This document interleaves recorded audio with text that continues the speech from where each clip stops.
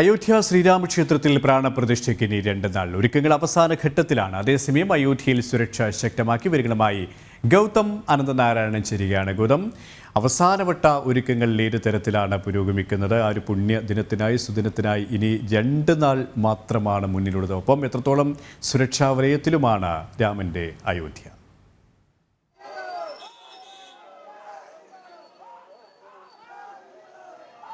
പ്രാണപ്രതിഷ്ഠയ്ക്ക് ഇനിയും ശേഷിക്കുന്നത് 2 ദിവസം മാത്രമാണ്. ഇപ്പോൾ നമുക്ക് ദൃശ്യങ്ങളിൽ കാണാൻ സാധിക്കുന്നത് രാംപത്തിൽ നിരവധി ആളുകൾ അയോധ്യയിലെ രാമജന്മഭൂമി പ്രാണപ്രതിഷ്ഠയുമായി ബന്ധപ്പെട്ട് ഇവിടേക്ക് എത്തിക്കൊണ്ടിരിക്കുന്ന ദൃശ്യങ്ങളാണ്. भाई आप कहाँ से आए? हम कर्नाटक से आए। कर्नाटका से, हम केरला से। क्या है स्थिति, क्या है अयोध्या में परसों मंदिर खुलने वाला है, आपका क्या विचार? क्या बोलने के लिए बहुत बढ़िया, मस्त, बहुत अच्छा है। देखने का ऐसे खुश हो रहा है। क्या कहाँ पे है हम लोग सोच रहे हैं, बहुत बढ़िया। कर्नाटका से कहाँ पर डिस्ट्रिक्ट, कौन सा डिस्ट्रिक्ट? गुलबर्गा जिला। ओके ओके, जय श्री राम. എന്തായാലും കർണാടകയിൽ നിന്നുള്ള രാമഭക്തരെയാണ് നമുക്ക് കാണാൻ സാധിക്കുന്നത്. അവർ ജയ് ശ്രീറാം വിളിക്കുന്നു, ജയ് നരേന്ദ്രമോദി വിളിക്കുന്നു. അങ്ങനെ വലിയ ആഘോഷം നമുക്ക് റാംപത്തിൽ എല്ലായിടത്തും കാണാൻ സാധിക്കുന്നുണ്ട്. ഭഗവത് പതാകയുമേന്തി ആയിരക്കണക്കിന് ആളുകൾ റാംപത്തിന്റെ രാജവീതിയിലൂടെ ഇപ്പോൾ ഇങ്ങനെ ആഘോഷത്തോടെ നടക്കുന്നതിന്റെ ദൃശ്യങ്ങളാണ് നമുക്ക് എല്ലാം കാണാൻ കഴിയുന്നത്. ഞാനിപ്പോൾ ഈ റാംപത്തിന്റെ വീതിയിൽ നിൽക്കുമ്പോൾ നമുക്ക് ദൃശ്യങ്ങൾ കാണാം. മുഴുവൻ മറ്റന്നാൾ നടക്കാൻ പോകുന്ന ആ പ്രാണപ്രതിഷ്ഠയ്ക്ക് ഒരുക്കങ്ങൾ സജ്ജമാകുകയാണ്. എല്ലാ കടകളിലും ഭഗവാൻ ശ്രീരാമന്റെ വിഗ്രഹം കാണാൻ സാധിക്കുന്നുണ്ട്.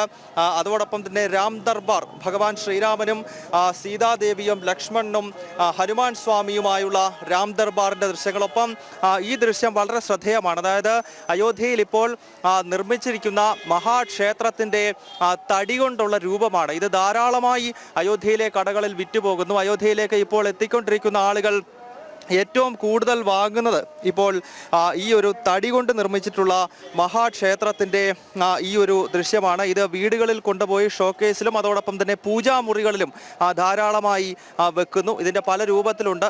വളരെ ചെറുത് മുതൽ വിശാലമായ രീതിയിൽ നമുക്ക് പൂജാമുറിയിലൊക്കെ സൂക്ഷിക്കാൻ കഴിയുന്ന രീതിയിലുള്ള വലിയ നിർമ്മിതിയാണ് ഓരോ കടകളിലും നമുക്ക് കാണാൻ സാധിക്കുന്നത്. ഒപ്പം ഭഗവത് പതാക അയോധ്യയിലെ എല്ലാ ഭവനങ്ങളുടെയും മുകളിൽ നിറഞ്ഞു നിൽക്കുന്നത് ഇപ്പോൾ ഈ രീതിയിലുള്ള ഭഗവത് പതാകയാണ്. ഈ ദൃശ്യങ്ങളിൽ നമുക്ക് കാണാം ബജ്രംഗ് ദളിന്റെ ഒരു പതാക എന്ന് വേണമെങ്കിൽ വിശേഷിപ്പിക്കാം. ഭഗവാന്റെ സൈന്യാധിപനായിട്ടുള്ള ഹനുമാൻ സ്വാമിയുടെ ദൃശ്യങ്ങൾ അടങ്ങുന്ന ഭഗവത് പതാക എല്ലായിടത്തും നമുക്ക് കാണാൻ സാധിക്കുന്നു. ഒപ്പം ഭഗവാൻ ശ്രീരാമന്റെ ചിത്രമടങ്ങുന്ന പതാക. ഇപ്പോഴത്തെ രാമജന്മഭൂമിയിൽ ഭഗവാൻ ശ്രീരാമൻ വില്ലുമായി നിൽക്കുന്നതിൻ്റെ ദൃശ്യങ്ങൾ. അങ്ങനെ അയോധ്യയിൽ എല്ലാ അർത്ഥത്തിലും ഒരുക്കങ്ങൾ തകൃതിയായി അങ്ങനെ പുരോഗമിക്കുകയാണ്. ഭക്തിയുടെയും ആഘോഷത്തിൻ്റെയും ദിനങ്ങളാണ് അയോധ്യയിൽ ഇപ്പോഴെന്ന കാര്യത്തിൽ സംശയമില്ല.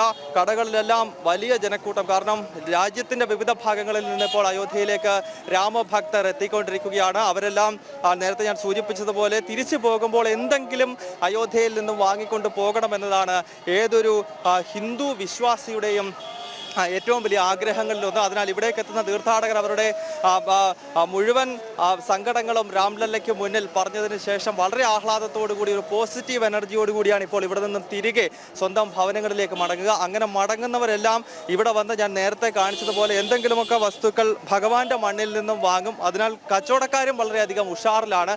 മുൻപൊന്നും ഇത്രയധികം തിരക്ക് അയോധ്യയിൽ അനുഭവപ്പെടുന്നുണ്ടായിരുന്നില്ല. എന്നാൽ പ്രാണപ്രതിഷ്ഠയോടനുബന്ധിച്ച് വലിയ തിരക്ക് നമുക്ക് അയോധ്യയിലെങ്ങും കാണാൻ സാധിക്കുന്നുണ്ട്. KP ഗൗതം പറഞ്ഞതുപോലെ തന്നെ എല്ലാവരും വലിയ സന്തോഷത്തിലാണ്, ആഹ്ലാദത്തിലാണ്, അഭിമാനത്തിലാണ്.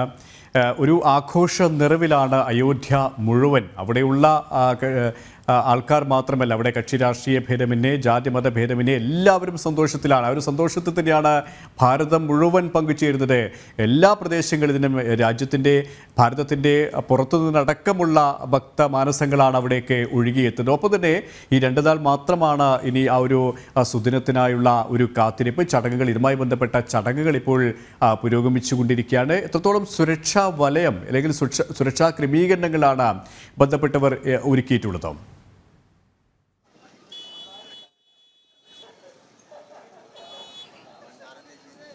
KP കെ പി ഈ പ്രാണപ്രതിഷ്ഠയോടനുബന്ധിച്ച് വലിയ സുരക്ഷാ ക്രമീകരണങ്ങൾ അയോധ്യയിലേക്കും സ്വാഭാവികമായും ഒരുക്കുന്നുണ്ട്. കാരണം മുൻപ് തന്നെ അയോധ്യ വളരെയധികം സുരക്ഷാ വലയമുള്ള ഒരു പ്രദേശമാണ്. നമുക്കറിയാം ഇവിടെ നടന്നിട്ടുള്ള സംഭവ വികാസങ്ങൾ അയോധ്യയുമായി ബന്ധപ്പെട്ട വലിയ പ്രക്ഷോഭങ്ങളും മുന്നേറ്റങ്ങളും ഒക്കെ മുൻകാലഘട്ടങ്ങളിൽ നടന്നിട്ടുണ്ട്. ഭാരതം കണ്ടിട്ടുള്ള ഏറ്റവും വലിയ നിയമ പോരാട്ടം അയോധ്യ രാമജന്മഭൂമി നിയമ പോരാട്ടമാണ്. അങ്ങനെ ഐതിഹാസികമായ സമരങ്ങളും യുദ്ധങ്ങളും സംഘർഷങ്ങൾക്കുമെല്ലാം ഒടുവിലാണ് രാമജന്മഭൂമിയിൽ ക്ഷേത്രം ഉയരുന്നത്. സ്വാഭാവികമായും ഭാരതത്തിൽ തന്നെ ഏറ്റവും സുരക്ഷയുള്ള ദേവാലയങ്ങളിൽ ഒന്ന് അത് അയോധ്യയിലെ രാമജന്മഭൂമിയിലെ ക്ഷേത്രമാണ്. നിലവിൽ രാമക്ഷേത്രത്തിന്റെ സുരക്ഷാ ചുമതല ഉത്തർപ്രദേശ് പോലീസിന്റെ സ്പെഷ്യൽ കമാൻഡോ വിങ് നേരത്തെ തന്നെ 2 ദിവസം മുൻപ് തന്നെ ഏറ്റെടുത്ത് കഴിഞ്ഞിരിക്കുന്നു. ഇത് കൂടാതെ അയോധ്യ നഗരം നിലവിൽ SPGയുടെ ഉൾപ്പെടെ കൺട്രോളിലാണ്. കാരണം പ്രധാനമന്ത്രി നരേന്ദ്രമോദി നാളെയോ അതല്ലെങ്കിൽ മറ്റന്നാൾ പുലർച്ചെയോ അയോധ്യ നഗരത്തിലേക്ക് എത്തും. പ്രധാനമന്ത്രി എത്തുമ്പോൾ നമുക്കറിയാം അദ്ദേഹത്തിൻ്റെ സുരക്ഷാ ക്രമീകരണങ്ങൾ ഒരുക്കുന്നത് സ്പെഷ്യൽ പ്രൊട്ടക്ഷൻ ഗ്രൂപ്പ് എന്ന SPG ആണ്. ഡൽഹിയിൽ നിന്നുള്ള പ്രത്യേക സംഘം ഇതിനകം തന്നെ അയോധ്യയിൽ എത്തിക്കഴിഞ്ഞിരിക്കുന്നു. ഇത് കൂടാതെ കേന്ദ്ര സേനയായിട്ടുള്ള NSG നാഷണൽ സെക്യൂരിറ്റി ഗാർഡ് എന്ന NSG ഗ്രൂപ്പ് ഇപ്പോൾ അയോധ്യയുടെ വിവിധ ഭാഗങ്ങളിൽ എത്തിക്കഴിഞ്ഞു. റാപ്പിഡ് ആക്ഷൻ ഫോഴ്സ് എന്ന CRPFന്റെ പ്രത്യേക വിങ്, അതായത് പെട്ടെന്ന് സംഘർഷങ്ങളെ അടിച്ചമർത്താൻ പ്രത്യേക പരിശീലനം ലഭിച്ചതാണ് റാപ്പിഡ് ആക്ഷൻ ഫോഴ്സ്.